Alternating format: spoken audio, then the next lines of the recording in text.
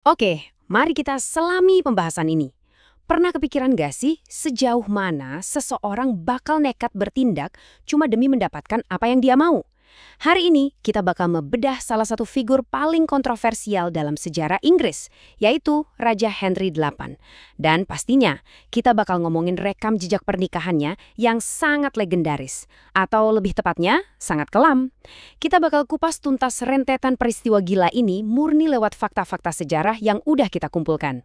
Serius deh, kalau kalian pikir drama politik zaman sekarang itu brutal, kisah Henry ini bener-bener terasa kayak naskah Game of Thrones di dunia nyata. Ini bukan hiperbola ya, ini beneran soal kekuasaan mutlak, cinta yang berubah jadi kebencian yang mematikan, dan keputusan-keputusan ekstrim yang gak cuma menelan korban jiwa, tapi sampai ngubah nasib satu negara secara keseluruhan. 6. Ya, kalian gak salah dengar. 6 wanita berbeda. Tapi di balik angka yang mencengangkan buat ukuran seorang raja di masa itu, ada satu dan cuma satu motivasi yang sangat obsesif dan berujung fatal. Keinginan mutlak buat dapat anak laki-laki sebagai pewaris tahta. Obsesi yang satu inilah yang bakal jadi mesin penggerak dari semua tragedi yang mau kita bahas sekarang. Jadi, pertanyaannya gini. Gimana ceritanya ketiadaan anak cowok bisa bikin seorang penguasa ngambil langkah yang makin lama makin gak masuk akal? Sampai-sampai orang-orang terdekatnya dieksekusi mati dan dia secara harfiah merobek fondasi agama di kerajaannya sendiri. Yuk kita lihat dari mana asal-muasal kelemahan fatal sang raja ini. Bagian 1, latar belakang sang raja.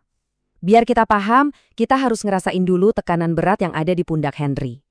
Waktu dia mendadak naik tahta di tahun 1509, karena kakaknya meninggal, dia itu mikul beban yang luar biasa besar buat ngelanjutin garis keturunan dinasti Tudor. Pokoknya harus ada penerus laki-laki. Titik. Istri pertamanya adalah Catherine of Aragon, janda dari mendiang kakaknya tadi. Awalnya sih pernikahan mereka ini bahagia banget. Mereka punya anak perempuan yang bertahan hidup, namanya Mary. Tapi masalahnya, setelah kehilangan beberapa bayi laki-laki, Catherine akhirnya masuk ke masa menopause. Kesempatan Henry buat dapat pewaris laki-laki dari Catherine otomatis tertutup rapat. Henry yang rasa pernikahannya gagal memenuhi tujuan utama kerajaan, mulai deh lirik-lirik ke tempat lain. Masuk ke bagian 2, membelah gereja demi cinta. Nah, di titik ini keputusan Henry benar-benar udah sampai di ubun-ubun. Di tengah rasa frustrasinya, matanya malah tertuju ke salah satu dayang istrinya sendiri. Dan dari sinilah sebuah babak baru yang ngubah sejarah dunia dimulai. Wanita itu adalah Anne Boleyn. Anne ini luar biasa menawan dan pinter banget. Tapi bedanya sama wanita lain, dia nolak keras kalau cuma dijadiin wanita simpanan.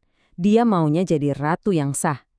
Ambisi Anne ini sukses memprovokasi Henry buat nyari segala cara supaya bisa ngebatalin pernikahannya sama Catherine. Sayangnya, permintaan cerai ini ditolak mentah-mentah sama Paus di Roma. Nggak ada kata kompromi. Penolakan Paus ini memicu efek domino yang gila banget. Henry itu tipe yang nggak mau nerima kata enggak. Jadi apa yang dia lakuin? Dia ambil langkah ekstrim buat misahin Inggris secara total dari otoritas Paus, bikin gereja sendiri, dan ngangkat dirinya sendiri jadi kepala tertinggi gereja tersebut. Coba bayangin, dia literally nyiptain agama baru cuma supaya bisa ngebatalin pernikahannya dan nikah sama Anne di tahun 1533. Bagian 3, eksekusi dan pewaris tahta. Tapi nyatanya kebahagiaan mereka nggak bertahan lama dan malah berujung petaka. Anne cuma ngelahirin anak perempuan, yaitu Elizabeth. Setelah ngalamin beberapa kali keguguran, Henry akhirnya muak. Dia bareng tangan kanannya, Thomas Cromwell, ngerancang plot super kejam buat ngejebak Anne dengan tuduhan pengkhianatan dan incest supaya bisa nyingkirin dia selamanya. Dan rentetan waktu ini dengan brilian mengilustrasikan betapa dingin dan kejamnya Henry. Tanggal 19 Mei 1536, Anne Boleyn dipenggal. Terus, 1 hari kemudian, ya, cuma selang 24 jam setelah mantan istrinya dieksekusi mati, Henry langsung tunangan lagi. Dan 11 hari setelahnya, wanita baru itu udah dinobatin jadi Ratu Inggris. Kecepatan dia move on ini benar-benar mengerikan kan? Wanita yang dinikahinya secepat kilat itu adalah Jane Seymour. Jane ini ibarat kebalikan total dari Anne. Dia pendiam, sederhana, dan gak banyak tingkah. Dan puncaknya, Jane akhirnya ngasih Henry apa yang paling dia obsesikan selama ini. Seorang anak laki-laki bernama Edward.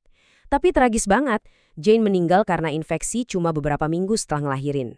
Dia jadi satu-satunya istri yang dikasih pemakaman layak ala ratu gara-gara jasanya ngelahirin sang pangeran. Lanjut ke bagian 4, Jebakan lukisan dan pengkhianatan. 2 tahun setelah Jane meninggal, tiba waktunya buat cari istri keempat demi aliansi politik. Tapi berhubung reputasi Henry udah keburu horor di mata wanita-wanita Eropa, proses pencarian ini malah berubah jadi drama komedi yang absurd. Masuklah kandidat kita, Anne of Cleves dari Jerman. Berhubung zaman dulu belum ada kamera atau media sosial, menterinya nyuruh pelukis terkenal, Hans Holbein, buat ngelukis wajah Anne dan dibawa ke Inggris. Pas lihat lukisannya, Henry langsung jatuh cinta pada pandangan pertama dan setuju buat nikah. Masalahnya, lukisan itu ternyata menipu banget. Bisa dibilang, ini tuh kasus catfish paling awal dalam sejarah. Ekspektasi Henry udah melambung tinggi lihat lukisan cantik dan mulus, realitanya pas ketemu langsung shock berat. Menurut Henry, bajunya jelek, orangnya pemalu banget, cuma bisa bahasa Jerman, dan ya mohon maaf nih Henry ngerasa bau badannya agak ganggu. Pernikahan ini batal diresmikan di atas ranjang dan langsung dianulir secepat kilat. Tapi Anne ini pinter, dia ikhlas-ikhlas aja dicerai, toh dia dapat pesangon properti mewah dan bisa hidup tenang tanpa takut kepalanya dipenggal. Nah, cuma 3 minggu dari perceraian itu, Henry nikah lagi sama istri kelima, Catherine Howard. Catherine ini masih muda banget, cantik, dan energik. Henry benar-benar dimabuk kepayang. Dia manjain Catherine dengan perhiasan dan ngerasa masa mudanya balik lagi. Sayangnya, masa lalu si rating muda ini segera menghantui dan membawa cerita kita ini balik lagi ke babak yang super gelap. Beda sama Anne Boleyn yang mungkin cuma difitnah, Catherine ini beneran ngelakuin kesalahan fatal. Dia diam-diam selingkuh sama Thomas Culpeper, asisten kesayangannya Henry. Gak cuma itu, mantan pacarnya dari masa lalu juga muncul buat meres dia supaya dapat posisi enak di istana. Skandal ini ketahuan gara-gara surat kaleng yang dikirim ke Henry. Pas tahu, Henry patah hati parah sekaligus murka besar. Ujung-ujungnya, Catherine dieksekusi dengan cara dipenggal di tahun 1542. Kita masuk ke bagian 5, istri terakhir dan kematian. Setelah ngelewatin pengkhianatan yang bikin mentalnya hancur, kesehatan Henry bener-bener merosot tajam. Dia nggak lagi nyari gairah anak muda, tapi lebih ke nyari pendamping yang bisa ngerawat dia di masa tua yang penuh penyakit. Dan dia nemuin sosok itu di istri keenamnya, Catherine Parr, seorang janda yang baik hati, sabar, dan pinter banget.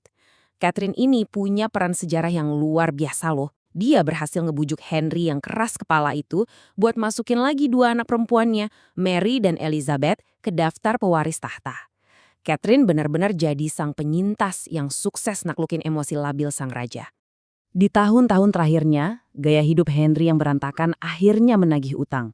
Dia menderita obesitas parah, kakinya penuh luka bisul bernanah yang gak pernah sembuh, dan asam urat yang bikin dia kesakitan setiap saat. Rasa sakit ini bikin temperamennya makin ngeri. Akhirnya, masa kekuasaan yang penuh teror ini ditutup saat Henry wafat di usia 55 tahun pada 28 Januari 1547. Jadi, poin krusialnya kalau kita rekap lagi semua kegilaan ini, 2 pernikahannya dianulir, 2 istrinya dieksekusi mati, 1 meninggal pasca melahirkan, dan cuma 1 yang berhasil bertahan hidup mendampinginya sampai akhir. Ini adalah rekam jejak berdarah yang murni terjadi karena panik cari pewaris laki-laki demi mengamankan tahta. Yang akhirnya ngebawa kita ke sebuah kesimpulan sejarah yang sangat ironis. Henry VIII rela ngancurin gereja, memenggal istri-istrinya, dan bikin kerajaannya kacau balau demi dapat anak laki-laki. Tapi, pewaris lakinya itu malah meninggal waktu masih sangat muda. Dan coba tebak siapa yang akhirnya mewarisi tahta dan ngebawa Inggris ke era keemasannya. Elizabeth yang pertama. The Virgin Queen, anak perempuan dari Anne Boleyn yang kelahirannya dulu dianggap sebagai kegagalan terbesarnya Henry, justru jadi penguasa paling legendaris yang selalu diimpikan sang raja. Gimana? Plot twist yang luar biasa kan? Terima kasih udah ngikutin sesi bedah materi yang gila ini bareng saya, sampai jumpa lagi.